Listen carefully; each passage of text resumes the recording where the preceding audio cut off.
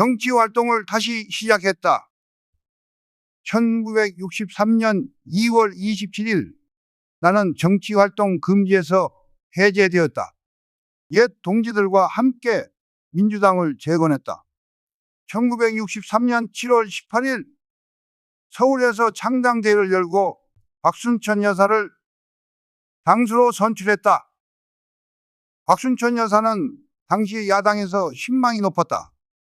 나는 다시 대변인에 뽑혔다.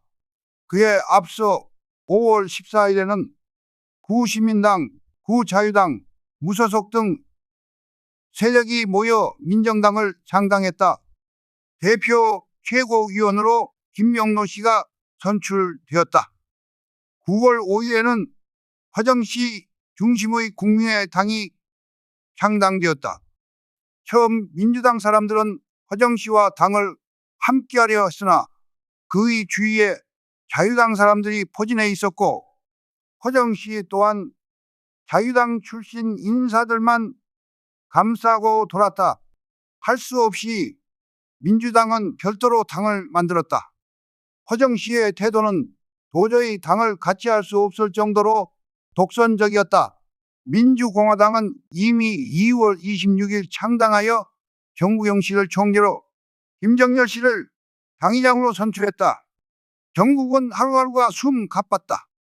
10월 15일 제5대 대통령 선거를 앞두고 야권이 민주당은 후보를 내지 않았다. 군사 쿠데타를 막지 못한 책임을 지기로 했기 때문이었다. 민주당은 처음에는 윤보선 후보가 쿠데타 세력과 야합하는 등 문제가 있어 대통령 후보로 옹립하는 것을 주저했다. 그러나 화정시 또한 자유당 세력과 손을 잡고 있었기에 민주당은 차선책으로 윤 후보를 지지했다. 당시 박정희 후보에 맞설 윤 후보의 지명도를 고려한 것이었다. 결국 허 후보가 양보하여 야권은 윤보선 전 대통령으로 후보 단일화를 이뤘다. 민주당은 윤 후보의 당선을 위해 최선을 다하기로 뜻을 모았다. 박정희는 민정에 참여하여 민주공화당 대통령 후보가 되었지만 여전히 군복만 벗은 군인이었다. 따라서 야권이 진정한 군정 종식을 위해 공동전선을 형성한 것은 자연스러운 일이었다. 나는 군사정권의 부정부패와 박정희의 독재체제의 해악을 공격했다. 선거 전이 불붙기 이전에도 박정희 후보를 향해 맹공을 퍼부은 일이 있었다. 당시 박정희는 최고회의 의장과 함께 현역 육군 대장이었다. 쿠데타 당시 소장이었지만 단숨에 승진하여 국군 최고의 지위를 얻었다.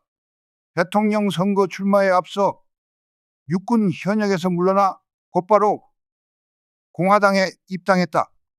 하지만 군사 쿠데타 후에 제정된 헌법보다 우선하는 국가 재건 비상조치법을 보다가 퇴역과 공화당 입당 순서가 그 법에 위배된다는 것을 발견했다. 나는 이 사실을 국민 앞에 알렸다.